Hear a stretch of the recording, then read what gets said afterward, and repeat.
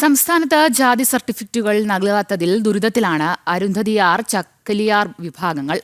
ഇക്കാരണത്താൽ കുട്ടികളുടെ പഠനം പോലും മുടങ്ങുന്ന അവസ്ഥയാണുള്ളത്. വിഷയത്തിൽ ആവശ്യമായ നടപടികളെടുക്കാതെ സംസ്ഥാന സർക്കാർ ഉത്തരവാദിത്തം കേന്ദ്ര സർക്കാരിൽ ചാരി തലയൂരുകയാണെന്ന് ഇവർ പറയുന്നു. കോട്ടയം ബ്യൂറോ തയ്യാറാക്കിയ റിപ്പോർട്ട് കാണാം.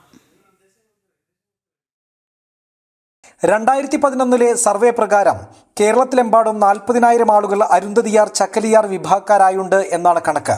ഇന്നത് 4 ലക്ഷത്തോളം ആയിരിക്കാമെന്നാണ് അനൌദ്യോഗിക വിവരം. കഴിഞ്ഞ 3 വർഷമായി ജാതി സർട്ടിഫിക്കറ്റുകൾ ലഭിക്കുന്നില്ല എന്നതാണ് പട്ടികജാതി വിഭാഗക്കാരായ ഇവർ നേരിടുന്ന പ്രശ്നം. മുൻ തലമുറയിലുള്ളവർക്ക് ജാതി സർട്ടിഫിക്കറ്റുകൾ അനുവദിച്ചിരുന്നു. പക്ഷേ അവരുടെ മക്കൾക്ക് ജാതി സർട്ടിഫിക്കറ്റിൽ തമിഴ്നാട്ടിൽ നിന്നുള്ള കുടിയേറ്റക്കാരാണ് എന്നാണ് രേഖപ്പെടുത്തിയിരിക്കുന്നത്. ഇതിനാൽ വിദ്യാഭ്യാസപരമായ ആനുകൂല്യങ്ങളടക്കം നിഷേധിക്കപ്പെടുകയാണ്. ഞങ്ങൾക്ക് തമിഴ്നാട്ടിൽ ഒരു ആനുകൂല്യവും ഇല്ല. പക്ഷെ ഞങ്ങളുടെ കുഞ്ഞുങ്ങൾക്ക് ഞങ്ങൾ ഇപ്പം നിലവിൽ 2020 തൊട്ട് ഞങ്ങളോട് നിങ്ങൾക്ക് തമിഴ്നാട് സ്റ്റേറ്റ് ആണെന്നാണ് ഞങ്ങൾക്ക് കിട്ടുന്നത്. കുട്ടിയുടെ അച്ഛന് വന്ന് കിട്ടിയിരിക്കുന്നത് കേരള സ്റ്റേറ്റ്, അതേ കുട്ടിക്ക് കിട്ടുന്നത് തമിഴ്നാട് സ്റ്റേറ്റ്. ഇത് എന്ത് അനുകൂല്യം? ഇത് എന്ത് ഇതാണ്?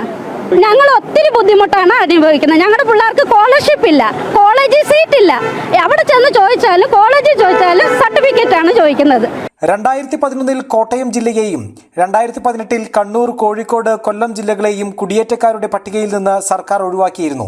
സംസ്ഥാന സർക്കാർ ഇക്കാര്യത്തിൽ വ്യക്തത വരുത്താതെ കേന്ദ്രത്തെ പഴിക്കുകയാണെന്ന് ഇവർ ആരോപിക്കുന്നു. സാമ്പത്തികമായി പിന്നാക്കാവസ്ഥയിലുള്ള ഇവർക്ക് 10ാം ക്ലാസ്സിനപ്പുറം പഠിക്കാനാവാത്ത അവസ്ഥയാണ് ഇപ്പോഴുള്ളത്. ഒരുപാട് കുട്ടികൾ നമ്മൾ സ്കൂളിൽ 10ാം ക്ലാസ് മാത്രമേ നമ്മൾ പഠിക്കാൻ പോകുന്നുള്ളൂ. അതിന്റെ മേളിലോട്ട് നമ്മൾ പഠിക്കാനുള്ള സാമ്പത്തികം നമ്മൾ കുറവാണ്. നമ്മൾ അന്നന്ന് കൂലിപ്പണിയും മറ്റു ചെറുപ്പ് കുത്തികളും മുനിസിപ്പാലിറ്റി ഇങ്ങനെ ഇങ്ങനെ ചപ്പുകാറുന്ന പണികളാണ് നമ്മൾ ചെയ്യുന്നത്.